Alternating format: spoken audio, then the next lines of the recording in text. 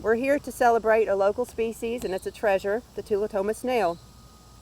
Not so long ago, this snail was almost gone forever, but thanks to the protection of the Endangered Species Act and the hard work of our partners, and I want to emphasize that, our partners, the Tulotoma snail is now on the road to recovery. It was once considered extinct, and thanks to some surveys done in the late 1980s by biologists with the Alabama Power Company, they found that this snail was actually still existing here on the Coosa River. In 1991, it was listed as an endangered species under the Endangered Species Act, and through a course of 20 years of partnership efforts and concerted efforts to try to address the habitat needs for this particular snail, we can celebrate the success today of seeing this species be downlisted. You know, sometimes people say, well, what's the big deal over a snail? We tend to focus on the charismatic species. We think about Florida panthers, and when the bald eagle was endangered, birds like wood storks, critters that we can see. And it's tough to have the American public resonate with a species that's underwater and under rocks. But the snail has its important place too. It's an important part of the aquatic life in the river systems.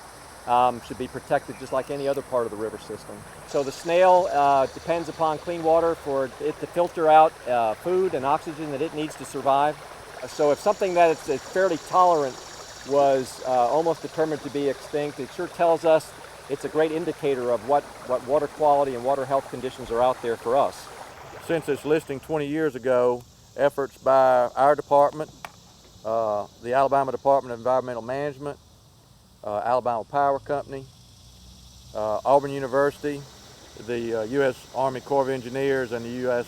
Fish and Wildlife Service, and so many other people, many of whom are here today, who are dedicated to improving river habitat and water quality. Those efforts have resulted in this accomplishment. That's what we want to celebrate today, is the partnerships that we've enjoyed and the great work done by our partners, and in particular Alabama Power.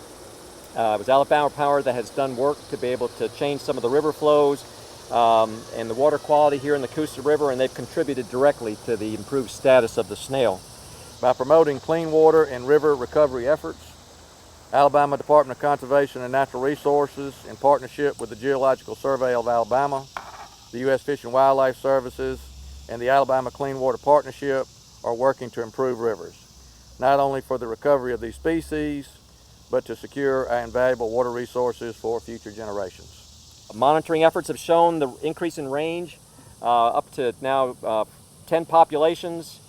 It's through partnership survey efforts with the University of Auburn University, Alabama Department of Conservation and Natural Resources, that we've identified 6 new populations.